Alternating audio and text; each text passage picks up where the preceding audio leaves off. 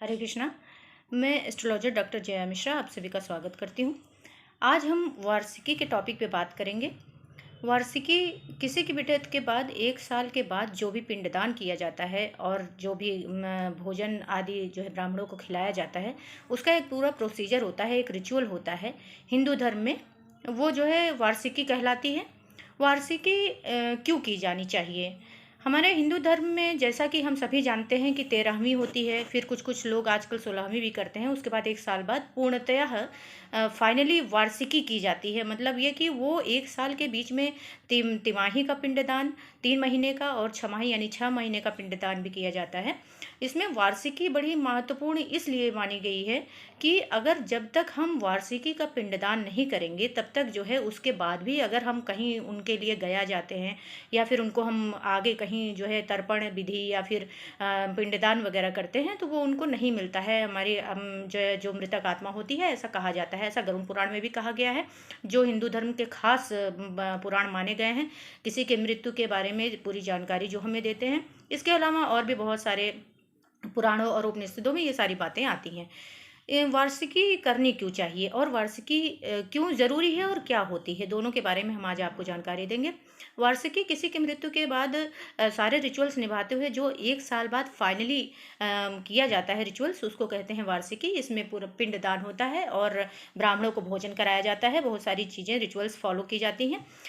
वार्षिकी इसलिए ज़रूरी होती है क्योंकि ऐसा माना गया है कि हिंदू धर्म में ये जो है जब कोई किसी की मृत्यु होती है तो 1 साल में धीरे धीरे वो भूलोक से डिअटैच होकर के आत्मा फाइनली उसकी मुक्ति होती है। 1 साल के बाद इस भूलोक से उसके आगे की यात्रा स्टार्ट होती है, जैसा कि हम लोगों के हमारे गरुड़ पुराण या अन्य पुराण हमें में वर्णित है, जो हमें जिसकी वजह से हमको जानकारी होती है। वार्षिकी का पिंडदान के बारे में यहाँ तक कहा गया है गरुड़ पुराण में कि अगर जो है हम वार्षिकी का पिंडदान नहीं करते हैं किसी का, तो हम अगर आगे गया का प्रोसीजर करते हैं, जैसा कि लोग कहते हैं कि गया जाना जरूरी होता है या ब्रह्म कपाली में पिंडदान करना जरूरी होता है, तो गया और ब्रह्म कपाली का पिंडदान या कहीं का भी पिंडदान, आगे जो तर्पण विधि होगी, आगे जो और रिचुअल्स आप करेंगे, जो हर साल पितृ अमावस्या या फिर पितृपक्ष में जो भी चीज़ें की जाती हैं, वो सब चीज़ों वो तर्पण विधि और वो सारी चीज़ें हमारी मृतक आत्मा को नहीं मिलती हैं अगर हम वार्षिकी का पिंडदान नहीं करते हैं उस आत्मा के निमित्त। उसको एको श्राद्ध का पिंडदान भी कहा जाता है। इसलिए वार्षिकी का पिंडदान बहुत ज़रूरी होता है और वो करना ही चाहिए। वार्षिकी में मेन बात ये होती है कि कुछ लोग कहते हैं कि 16वीं कर दिया इसलिए वार्षिकी ज़रूरी नहीं है। अभी कुछ दिन पहले मैंने 16वीं पे भी वीडियो बनाया था कि क्यों ज़रूरी होता है, उसको भी आप देख सकते हैं।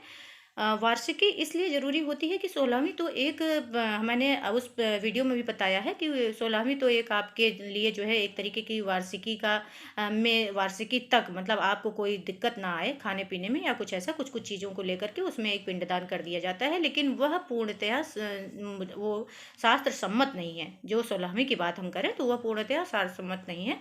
इसलिए शास्त्र सम्मत न होने के बावजूद भी चलन है कुछ चीज़ों को लेकर के, लेकिन वार्षिकी का पिंडदान अंततः बहुत आवश्यक होता है। वह पिंडदान फाइनली यहाँ से भूलोक से उस आत्मा की मुक्ति या विदाई कह सकते हैं के लिए वो दिया जाता है। उसमें पंडित पूरे रिचुअल कराते हैं, उसमें आपका फाइनली पिंडदान होता है। इसलिए वार्षिकी का पिंडदान जरूर करें, अन्यथा अक्सर लोगों को जो है पितृदोष की भी प्रॉब्लम आती है। पितृ पूरी तरह तृप्त नहीं होते हैं, उनको तर्पण विधि आदि जो भी आगे करते हो वो नहीं मिलती है और जिसकी वजह से उनको बहुत आपको ज़्यादा परेशानी होगी। वो तो फिलहाल जो भी है उनको नहीं मिलता है, ये शास्त्रों में बताया गया है, लेकिन आपको बहुत ज़्यादा प्रॉब्लम होगी। उसमें पितृदोष भी बनता है, आगे और भी बहुत सारी दिक्कतें आती हैं। हमारे पितृ हमारे लिए बहुत कुछ करके जाते हैं, इसलिए उनको तृप्त करना ये हमारा कर्तव्य है। इसलिए वार्षिकी का पिंडदान बहुत ज़रूरी होता है, क्योंकि आगे आप जो कुछ भी विधि करेंगे वो उनको नहीं मिलेगा अगर वार्षिकी यानी एको श्राद्ध का पिंडा वार्षिकी का पिंडा उनको नहीं दिया जाएगा तो। इसलिए इसको ज़रूर करें और इस वीडियो को आगे शेयर करें, मुझे सब्सक्राइब करें और ऐसे आगे वीडियो देखने के लिए सब्सक्राइब का बटन ज़रूर दबा दें, जिससे आपको आगे की नेक्स्ट वीडियो मिलती रहे। राधे राधे।